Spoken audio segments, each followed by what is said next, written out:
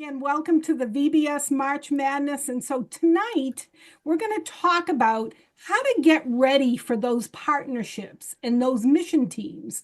Now, you got to think about, what are partnerships and what are mission teams, right?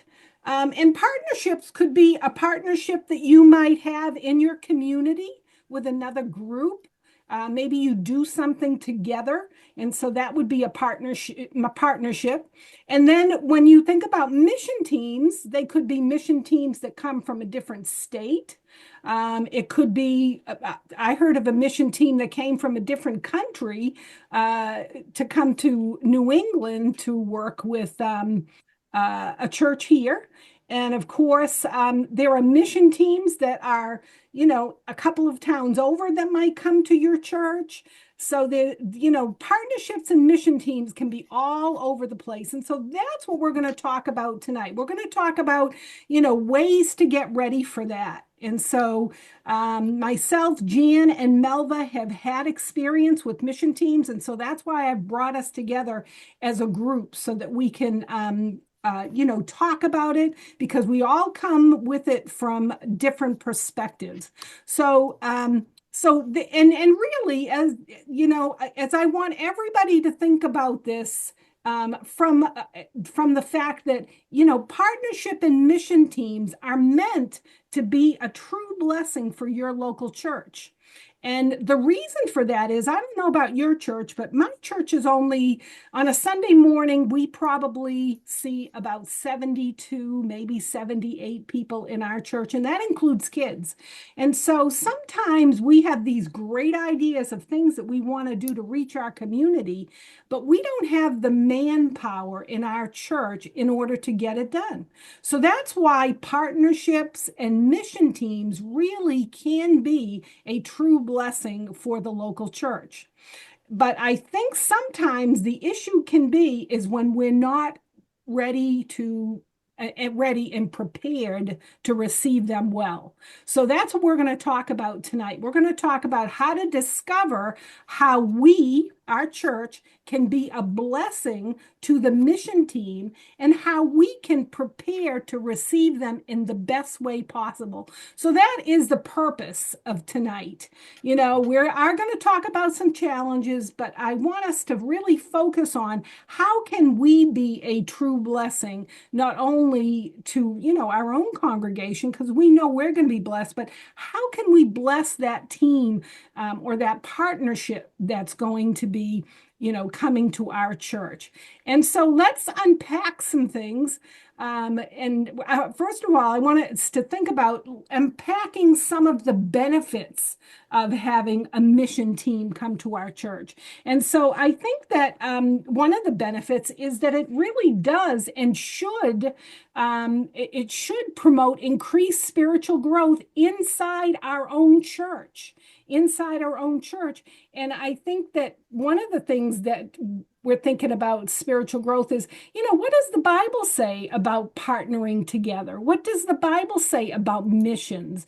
And I think that as we get ready for a mission team, it's an opportunity for us to turn our attention to the spiritual things that'll happen when these partnerships and mission teams come and help us.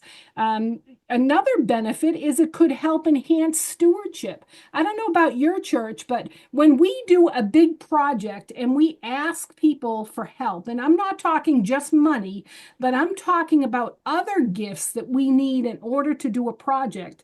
And I don't have much pushback from people, because a lot of people want to step up to the plate and help if we can dream about how they can help and have options for people. And so people's generosity, I think, expands when we have a mission team or a partner that is going to, work with us. And the other thing that happens that's a great benefit, it widens the reach of our ministry, because sometimes we can't reach our community, and maybe we can't reach that that food pantry, or we can't reach that camp down the street that needs help by ourselves, but we can reach it if we have help in the ministry. So, Jan and Melva, what do you think about benefits? Do you think I've hit on some pretty good benefits there? What other benefits can you think of? Melva, you want to Nope, kick it go off? first, Jan. Go first. Okay. Well, for one, um, as I think about this and I think about how we have grown, because we are church planners in Vermont who Mhm. have gone grown, gone from being something was already planned before we got here, so we had no part of it, um, to having them come and and realizing, oh, that it was great, but it was more than we needed, um, and to figuring out what really works for us. But it comes when you're really connected.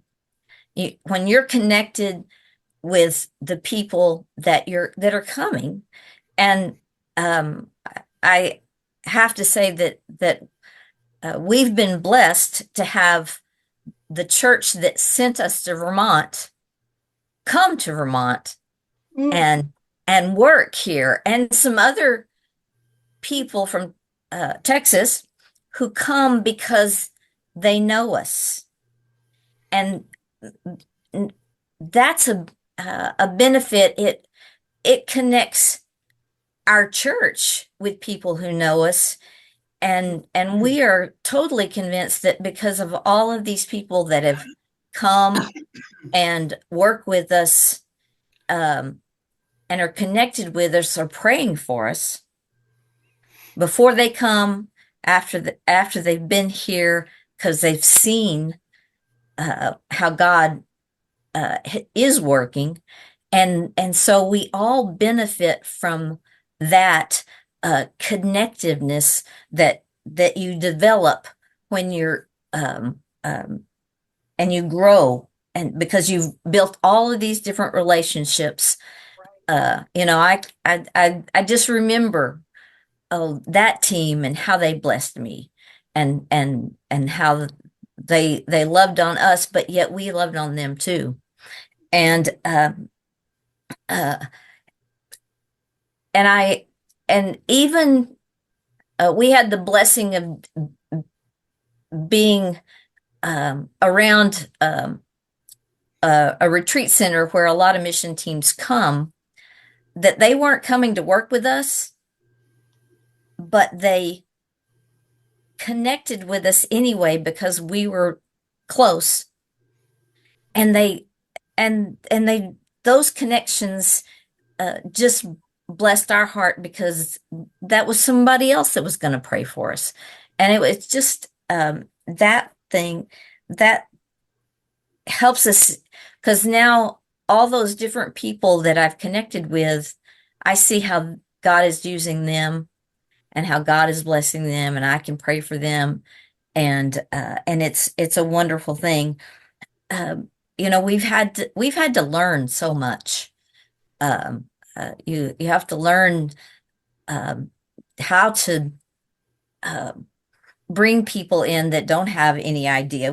You touched on that about what Vermont is, or that's Melvin and I both are in Vermont, but even anywhere in New England, there's just it's different.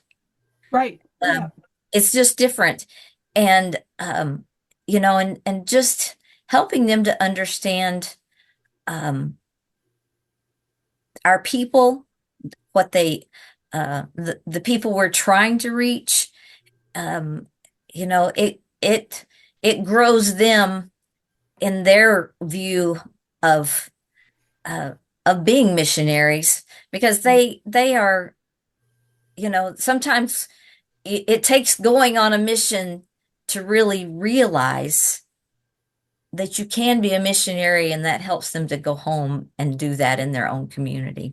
And I think that's one of the biggest things, is because they can then go home and use some of those same things that they did with us as they Mhm. minister in their own community. So they grow, they build relationships. And we all do. We grow and we build relationships through the connectivity and just the serving the Lord together. Um, it's such a joy. Right. So that's just two words, building relationships, and that's what Jan's talking about there is the opportunity to build relationships. And I think that, and I've heard this, because our church actually had a relationship with a church for several years. And so, sometimes churches just click.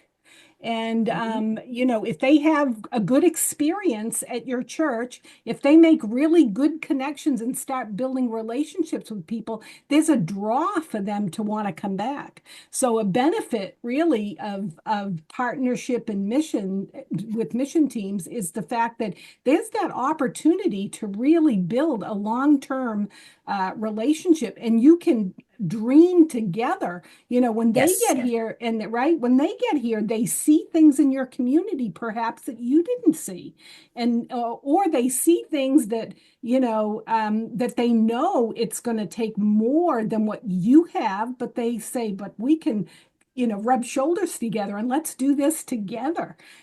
So there's And I love opportunity. that they connect with people in the community and stay Yes. connected.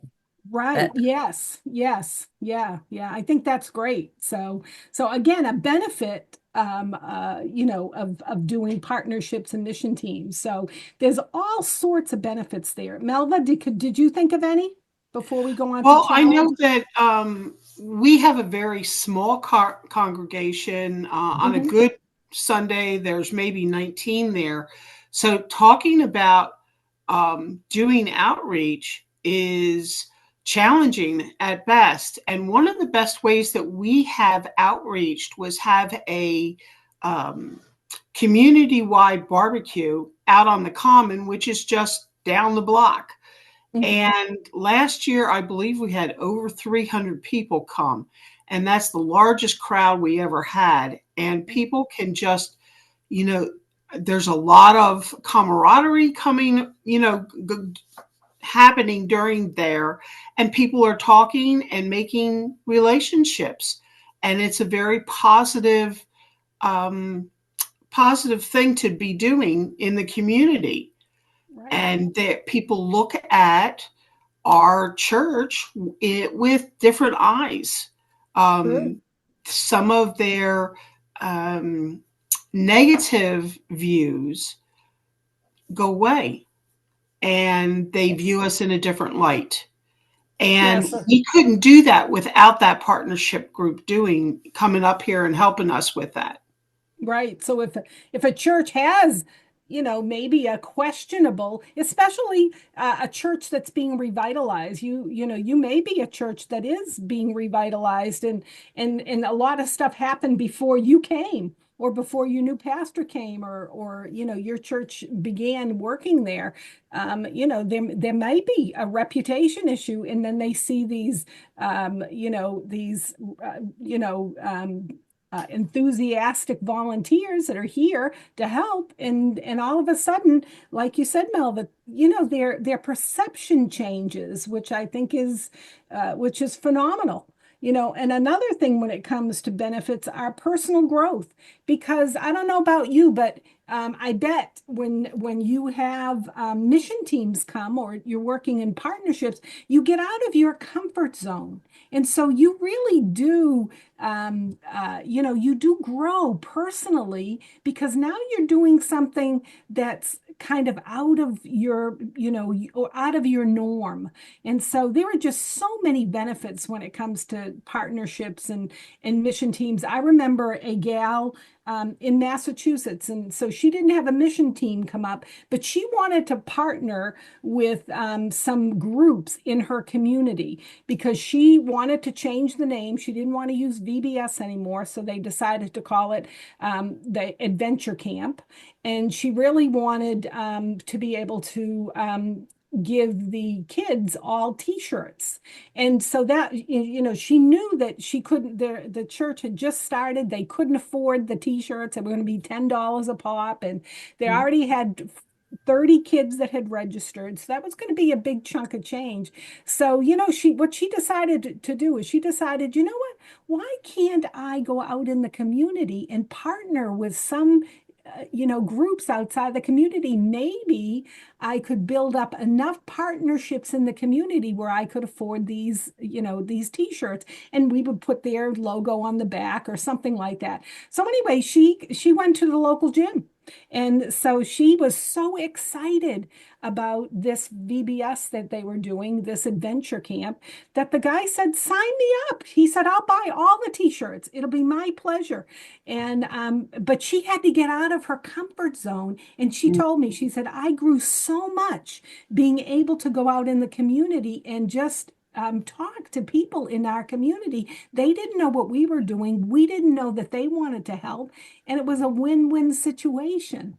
So there are great benefits to doing partnerships and having mission teams come. So I think that's great. Well, let's transition now, and let's talk a bit about challenges, because there are benefits, and I think the benefits overshadow certainly the challenges. But there are challenges that would happen when you have mission teams, or if you're working with partnerships. And a couple that I'll mention is the logistical complexities. When you have a mission team coming up, you have to think about, what's going to be the best date that's going to work. Where is everybody going to be staying? Working with your own people on, in your church to make sure that you can make everything work out together. So there are just some logistical things, especially if your team, if you live in a place where when we had mission teams come, there's no hotel that's really nearby. And when we had partnership teams, they wanted to stay in our building. And so we put in 2 showers, and we were able to make things work. But there were logistical complexities, because now they're staying in our building. And the same week we're having Vacation Bible School. So they have all their stuff there. So then you have to think about, well, how is that going to work? And sometimes I would walk down there in the morning and see everything, and I'm thinking, this is a nightmare. But the leader would say, not to worry, not to worry. It'll all be gone by the time we start VBS. But there are logistical things like that, and it can become very complex. So that can sometimes be a challenge, again, if you don't approach it in the right way. And those are some of the things we're going to talk about tonight. Then, of course, there can be potential conflicts. There can be potential conflicts with the team that's there. And again, we're going to be talking about working with the team leader. Okay. But sometimes there are other people on the team that could potentially add to a conflict. And Yes. right. And you don't know it till they get there. There was a guy in our church that went overseas to work with a group that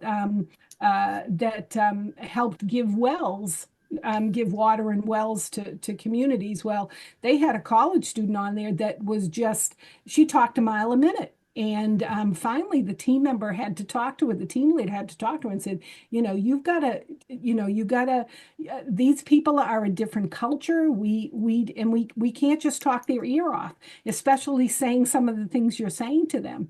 And so sometimes there can be a conflict like that, again, it's a challenge that we have to deal with, but a challenge that ended up working out fine. She didn't realize what she was doing. They talked to her in a group meeting and prayed with her, and she was fine the rest of the trip. She followed the lead of some of the other people that were more seasoned. But there are potential conflicts that can arise, and we'll talk a little bit about that. Another potential challenge could be time constraints. Your mission team may have a limited time to accomplish the goals that you want them to. And of course, when especially like a building project, maybe you're going to have them come up and build a deck. And you think, oh, that's an easy project. They can do it in a week. But then day two, they run into some issues with the church's foundation and find out, well, guess what? We're not going to be able to finish that project. And so sometimes that can bring about frustration and a sense of unfulfilled potential because they didn't get to finish a project that they wanted to do. So there are challenges that can happen like that. How about any other challenges, Jan or Melva, that you can think of? Well, I think time constraints is a really big one. Yeah.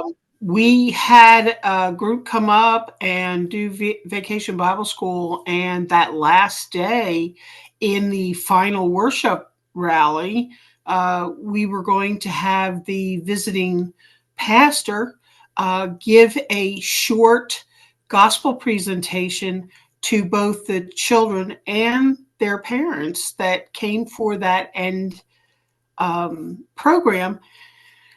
And he thinking because I don't think he realized that we had a tight time constraint. They had to be out of the building by a certain time, and the gospel presentation went almost 25 minutes, and I'm trying to say, hey, we have to get out of here. Right, right. And you don't understand Right.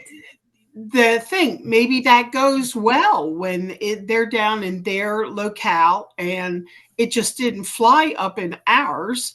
Right. I think another logistical complex is when a team comes up to do backyard Bible clubs or vacation Bible school, and they don't understand what who their students are, or they don't know the curriculum well enough. We had one group come up and we were doing backyard Bible clubs. There were 3 of them a day. And the teacher for that backyard Bible club sat and read right off the book exactly what the lesson was. She didn't interact with the children, and it was very, I would say, probably boring for the children. And then the last day, they had a little tiny track about Easter. Yeah. And we had a lot of preschool kids in there. They need to move because if you know preschoolers, they don't sit long. And she read that entire little track about Easter that went way over their head, didn't interact with them. And I, coming from the background that I have, came back and said, Pastor, we have to make sure we vet these people. What are they doing? And do they know this? And vet them a little bit better, because that was an opportunity that I saw as wasteful because they didn't interact with the kids and they were using language that was way above their head. And so that's a logistical complexity that you do not, if you don't plan for it, if you don't make everything crystal clear, they don't understand, because where they're from, this is okay. But up here, we live in a different culture here in New England. And a lot of people that come up in partnership groups do not understand the culture that we live in. That's very right, Melva. They don't understand the cultural differences. And I know even our home church, their very first year, they were just astounded. They're from the Bible Belt, and kids, whether they go to church or not, they know about Jesus and they know things it wasn't a lack of preparation. It was more of they weren't quite ready for that much difference in what they knew. Mhm. But I would be happy to say that after a couple of years, they were impressed with what those kids then knew the Mhm. next time they came, and so that was a joy in that. But here, just like you, Melva, we're in a really small community and small. Our church is not any bigger than yours, and um, the the cultural difference is big, but I know, uh, Sandy, that in Boston and other places in our area, the cultural differences are even greater because there's so many different cultures. Correct. And Yep. and I know a lot of these people online deal with that. And Right. so you've got to consider all of those cultural differences when it is a challenge. It's a That's challenge right. that they need to think about. That's right, Mhm. absolutely. And we're gonna switch gears now because we want to talk about preparation. So, and again, we want to encourage you to share in the chat if you have a question. We don't want to, sweep that under the rug. We want to make sure that we answer that. So if you have any questions or comments, please share that. Jan and Melva are monitoring that for us. So absolutely, and we're going to talk a little bit more about culture in a few moments. But overall, again, like I said, the benefits of having a partnership and a mission team certainly outshine, these challenges that we would have. And I think that with the right preparation, because remember, you're the host. We're the host, and you can help ensure that your trips are designed to maximize the long-term positive impact on your church and ministry, but also on the participants who are serving. And I'll tell you, the neatest thing is when you know that you've impacted the folks they've taken a week's vacation, a week off their business in order to come and help us. And when you can see that they're leaving changed, that's the most rewarding thing. When I teach Bible study every single week for the ladies at my church, I always say, I hope you leave, change different from when you came in this morning. And the same thing when you have a mission team, that's the hope. The hope is that they're going to be different and you're going to be different when they leave in the most positive way. So let's talk about some strategies. So the first strategy I want to encourage you in is you want to keep the focus spiritual. And what I mean when I say that is as the host church, you need to be working with your church to, again, like I said earlier, talk about what missions is, especially if your church has never hosted a team. You might talk to them as this is what the Bible talks about missions.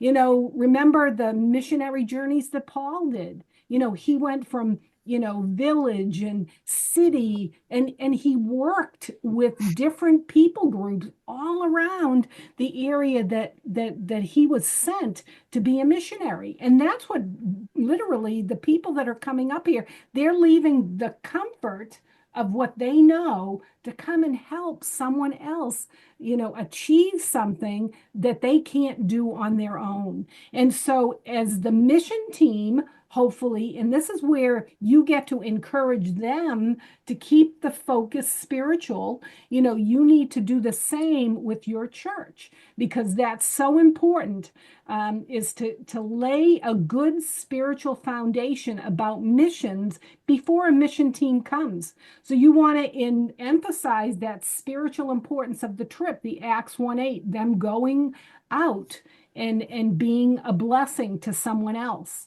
and reaching people that are different. We want to encourage time in the word for our church and for the team coming. So, a thought might be that you could volunteer to lead a devotional for the team when they arrive.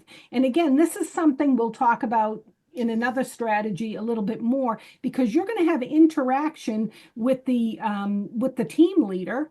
And it may not be the pastor that you're working with. It may be, another person. A lot of bigger churches, have mission teams, and they have missions committees, and you're going to be dealing with those people. And so, volunteer to lead a devotion for the team when they are and when they arrive. And so, and that's always good. And allow perhaps them to come in, and especially if they come in like on a Saturday, and they're going to be worshiping with your church on a Sunday, perhaps that would be an opportunity. Your pastor may not want them to preach, or the pastor to preach, or somebody on the team to preach, but maybe they could share a testimony or something like that. Again, so you can make sure that you can maintain the spiritual focus of what it means to be on mission.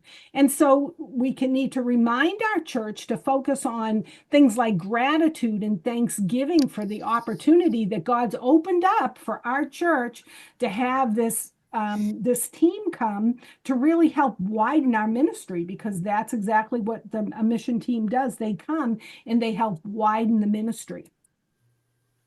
Anything else that you would say about the spiritual part, Jan or Melva? Well, it's not just about accomplishing task.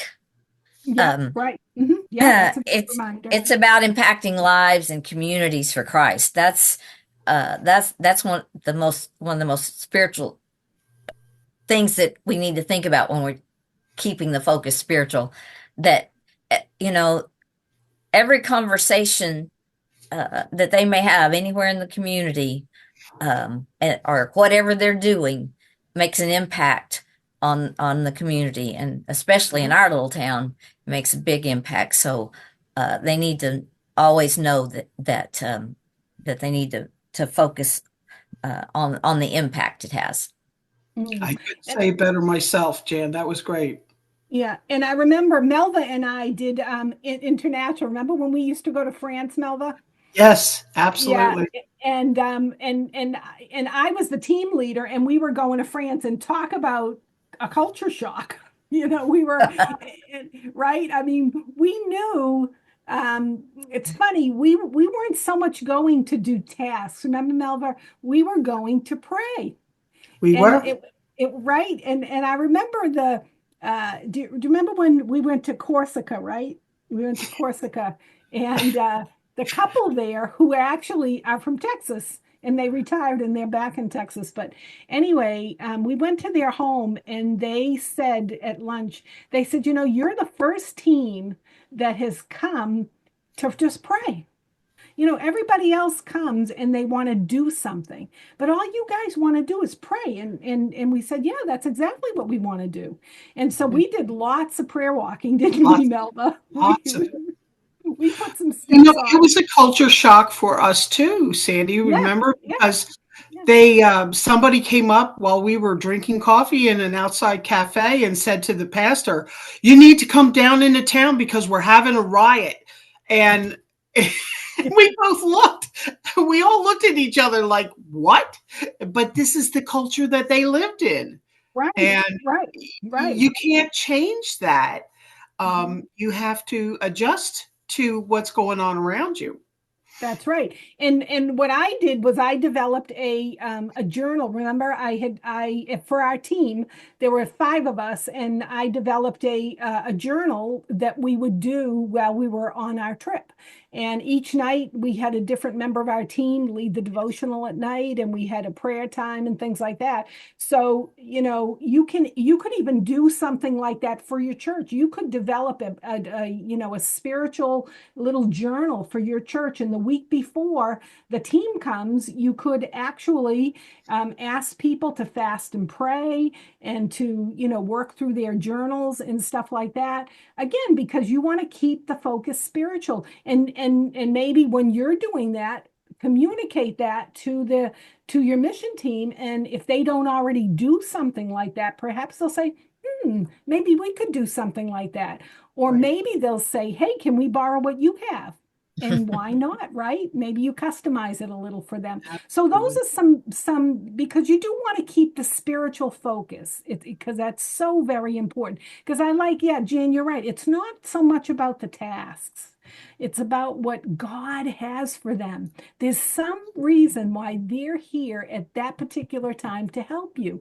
And it's not always about the task. It could be about a child that's there that is not responding to you, but will respond to one of them. I don't know, but just remember to keep that spiritual focus. So that would be strategy number one.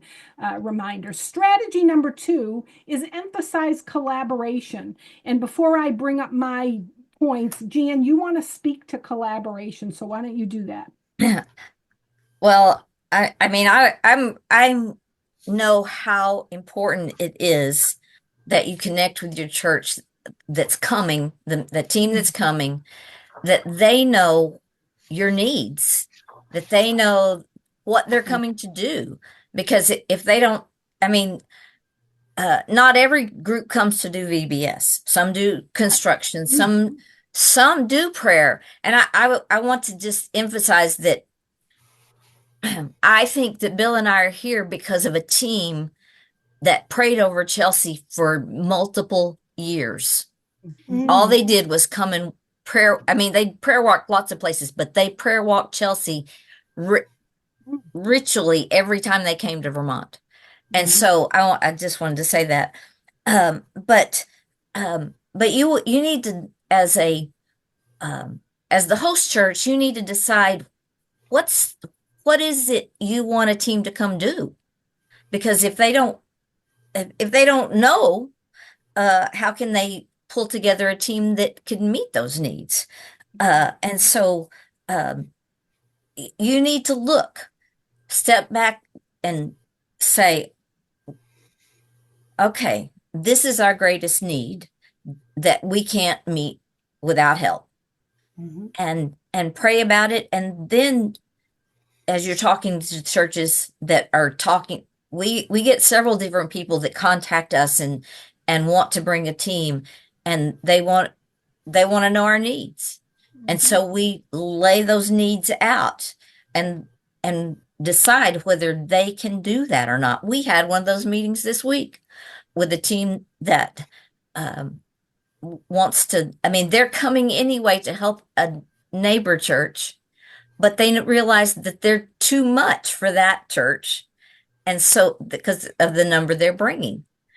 And so they said, let's reach out to the communities around and see if we can bless another community. And they're going to come and they said, okay, what do you need? And they were open and are really working with us. And that's the collaboration you need. Because if they come with an agenda, and we've experienced some that have come with an agenda, and Mhm.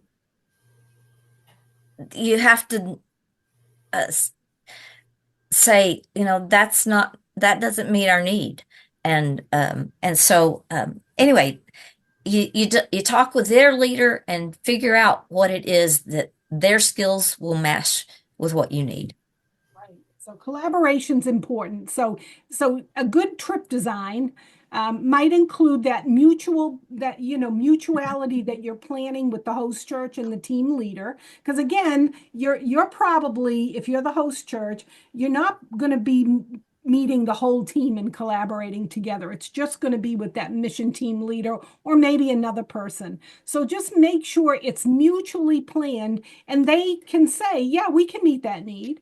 Or maybe they'll say, our folks are, they're a lot better working with children, especially if you say, hey, could you do a youth VBS for us, right? And they go, well, maybe not, that we'll do it, but and maybe if they're not sure, maybe it's not the right fit. And so you have to figure out what that is. So that's why it needs to be mutually planned.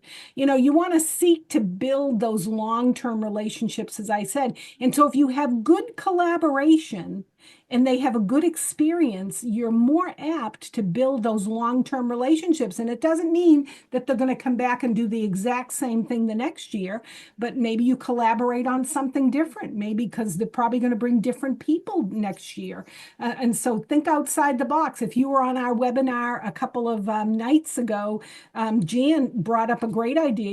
You've been doing VBS the same way all the time.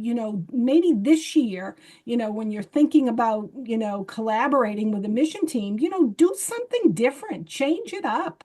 And so it's not a bad thing to do, to change things up. And maybe they have ideas that would be good. Realistic goals are important, because there are going to probably be, time issues that maybe they can't figure everything out. But make sure that you have some realistic goals for them, because you want them to have wins, right? You want your Definitely. church to have a win, right? So you want them to have a win too. So make sure that your goals are realistic and they don't feel like when they leave, oh, we couldn't finish everything. We've let them down or whatever. Try to think of some really good, realistic goals that you can put a period at the end of, and they'll feel really accomplished, which I think is important. So now let me transition over to number 3, which is partner and engage with that team leader. Because again, I think, wouldn't you say, Melva and Jan, that, if you don't have a good relationship with that team leader, it could really make or break the experience, wouldn't you say? I think that is so critical. One year we had a partnership group up, and I thought we were on the same page. Mm-hmm. And I had done something for the worship rally, and I did not know that they were going to redo whatever I did. And that really put a hamper on, or damper on, what we were doing that night, because I walked away thinking I spent a lot of time doing this so that we could keep going, and they just destroyed everything I did. So it's so important to make sure you partner and you're on the same page with the team leader, or a group, a committee of that team, so that you're not kind of stepping on everybody's toes. Everybody knows what's expected of them, and they know what what's going on. That's right. That's right. And it's important that you start early, and if you Yes. connect early, right? If you connect early, it enables you to really be proactive, to Mhm. educate the team. And again, I don't say this in a critical way of them by any stretch of the imagination, because remember, our heart is to make them thrive, Right. right? You want to Yes. make them thrive when they're here. So again, you understand what the culture is, you understand what your community needs, and so you need to make sure that up front, you let them know what the expectations were. And so it's important that that communication starts really early. Mhm. You ask questions. If you are asking them to come for a vacation Bible school, that's pretty dang broad. you know so you want to kind of break it down and say, these are the groups of kids you're going to be dealing with. You're going to definitely have preschoolers, and you ask questions. Now, are the people that are coming, do they work with preschoolers in their church?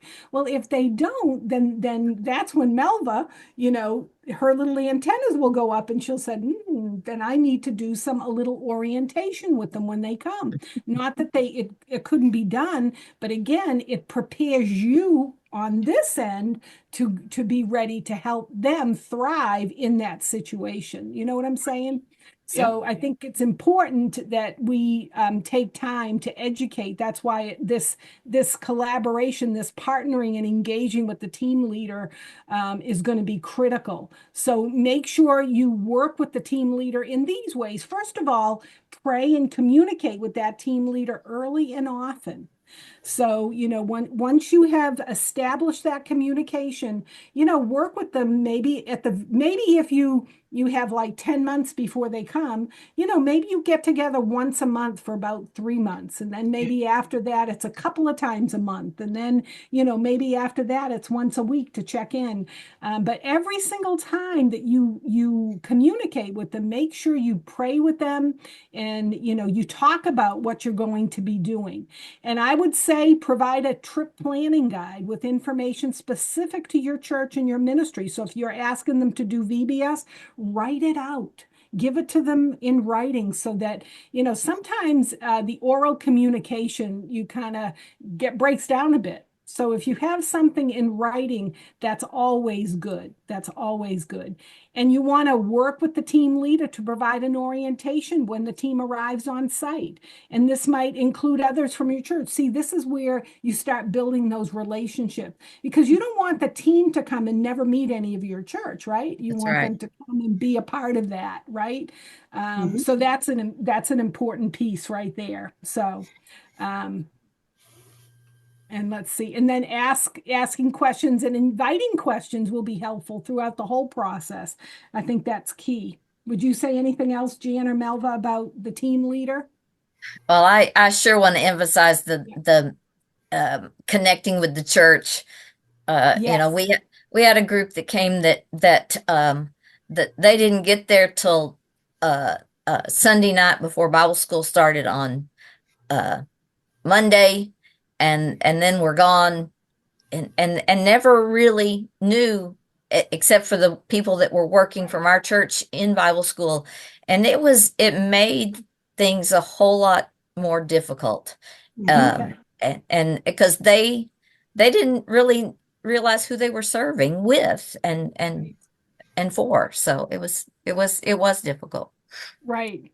And So I it's would very say, important. And I would say, we started with prayer.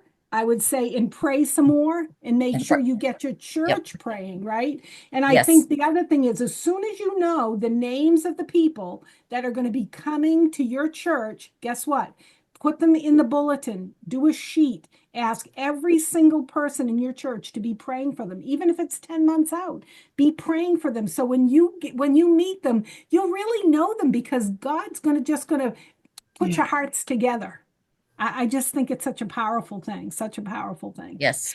All right. So, because we're running out of time, I can't believe it. The number 4 here is preparing intentionally. And again, this goes back, to taking some of these actions when planning the trip. Now, I want you to think about that word intentionality. You want to prepare the ministry with the mission team and make sure you have all the information prepared to receive the team. So make sure you're getting the right information. And again, intentionality means you're preparing ahead of time. You're not waiting till the last minute. You're not leaving anything by chance. You might at your church need to prepare a detailed budget. Yeah, they're coming and they're bringing some things to help, but maybe there are some needs of that team that you're going to have to take care of, like some food or a local trip or something like that. If you know that type of thing in advance, then you're going to be able to meet that need. But if all of a sudden they get here and they say, "Oh, you're doing lunches for us, right?" Then you have to, then you're going to have to figure out, well, how are we going to do that? We don't have any money in the budget and all that type of stuff. So that's why you ask questions and make sure you know what your responsibility is going to be. So you want to gather that mission team information you want it in an efficient, organized way so you can reference it later. Plan to have a prayer strategy to pray for every mission team member, like I said a moment ago. Other things, purchase ministry supplies that the team isn't bringing. So you need to ask that question. What aren't you bringing that we need to make sure that we have? Maybe you think, you had a mission team the year before and they brought all the VBS supplies. Well, guess what? Now this team's coming. Don't just assume that they're going to be bringing it with Right. them. Right. Ask the questions. Ask the questions. You want to make sure, and I think you underscored this, Jan, was working with the team to make sure, who's arranging all the food, the lodging, the transportation, because, each experience is going to be different. And some are going to take more of a lead on this, and the others will just make suggestions. Some of you might have a mission house, or you've had teams come, so the hotel to put them in, or or maybe you have a school that has rooms during the summer that they rent out or whatever. But you need to make sure that gets planned, right? That's gets planned. And you want to consider health and security issues. I mean, if they're coming to work with kids, guess what? They need to be background checked. Yes. Right. Da, da, da, da. Don't forget this. They're coming to help you. So make sure they get background checked. And if they again, that's the team needs to make the lead on that. And you need to see those background checks so that that they've been done, that they've been done. And then plan time, as I said before, orientation of the team upon their arrival, because that's going to be critical. So that's some ways to prepare intentionally. And I'm going to talk about the last one, and then if Jan and Melva want to say something about either of these, they can. And strategy number 5 is be an awesome host. Be proactive. Say to yourself, we are going to be an awesome host. And these are ways you can. So before the team comes, do lots of listening and give them guidance and direction. Listen to what they need and make sure you're giving them the guidance and direction that they're asking for. That is going to be key. We want to make sure we're gracious and welcoming. Right? That's important. Even if you feel like there's a little bit of glitch, just be gracious and welcoming, and just let the Holy Spirit lead you, because it's funny. Sometimes it seems like it's not going to work out, but you know what? God has a way of just breaking down barriers, and things work out great, by the end. Help them avoid the pitfalls by alerting them to cultural differences, just like Jan and Melva have said. Vermont is a whole different culture. People think culture has to do with your language, or the color of your skin. But the culture is your community, the region of the country that you live in. Those are all cultural differences. And we need to provide them the guidance about that and how they can work through those challenges with people. Somebody in Maine told me today, he said, well, we're just not real welcoming up here. And, that would be difficult for a Southerner coming who wants to hug your neck. Yeah. Might be a little bit of a challenge. So you just have to those are good conversations to have, because we want to alert them. Again, we want them to thrive when they come. That's the point. And we don't want to overburden the team. So make sure the things you're asking them to do, that's what they're going to do. Don't add a bunch of extra things on their itinerary when they arrive because, oh, hey, I thought of a few more things you could do while you're here. Don't overburden them. Now, if they end up with extra time and they want to do something and they're looking to you for that, be prepared for that. But don't add extra things on them. Don't overburden them. And be their champion and their cheerleader, and give them lots of encouragement and lots of thanks. And I would say, even when they leave, send them each a card of encouragement. Find a way to get their names and addresses, and send them each a card of encouragement. And maybe your church, if you have a little bit extra, maybe put a Dunkin' Donuts gift card in there if they happen to have Dunkin' Donuts, or something that would be neat. If they worked in VBS, maybe get your kids to draw some pictures and put a picture in a thank you card, so that when they get home, they get these notes of encouragement. Because I'm telling you, if you're an awesome host, guess what? They're going to want to come back. They're going to want to come back. So that's the key. But above all, enjoy the experience and be enthusiastic and positive throughout the whole experience. And lead your church to be grateful and find unexpected ways to bless the team. Just like I said, that last piece, just send them a card. Do something outside of the box so that they want to come back. And Jan says this. What do you say, Jan, about being flexible? Blessed are the flexible, for they shall not be bent out of shape. Thank you very much. I love it. I love it. And lead by example. They're looking at us. And so we have to make sure that we're leading by example. And that's that, so I think those are the five most important strategies that you can do in order to have a great relationship with a mission team that's coming your way. So please ask questions or comments. And as we wait for those, Jan and Melva, any last things that you want to add? I think it's easy to be a leader in a church that's receiving a partnership group to say, God's got it all handled, and just leave it like that. And then you develop kind of not a well working relationship. I think what really works is that end day, everyone gets together and evaluates, and you need to have a real listening ear and a very soft heart to listen to what worked, what didn't work, and what needs to be addressed for the next time. Good. Because you won't learn. You want to make that experience the best that it can be. And if you don't listen and prepare better for the next time, it's not going to be better. Yeah, I like to do that every day.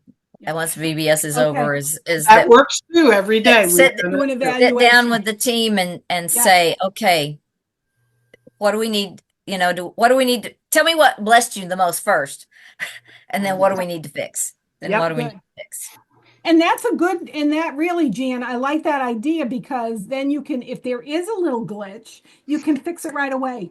Yes. Nip it in the bud, right? Nip it in the bud. I like that. That. Good, good. Well, I hope that was helpful. I do want to read this comment from Sherry. She said it's going to be our 5th year of a mission team from Alabama coming to work with us. Cool. They bring anywhere from 10 to 20 this year, teens and adults to help. They plan the recreation and Bible every year, since that is the easiest areas to plan from afar. Right. Good. That's great. Thanks, Sherry. That's good. And before you even hardly said a word, Sandy, Lynn said, be involved with your team. And that's what we were talking about. Yeah, good. Be involved. Yeah, being right. Yeah, again, it's so important that we're available. So that's another good word. We're talking about be flexible, but be available. Absolutely be available. And again, as we're available, they're going to want to ask questions and all of that. So I do hope that was helpful. Put your comments there in the chat, because that will help us. This is the first one that we've ever done on partnerships and mission teams. And so we hope that, so I hope that it was helpful. I enjoyed putting it together. I thank you, Jan and Melva, because your experience is awesome. So that really helps us. So good. Well, again, thank you very much.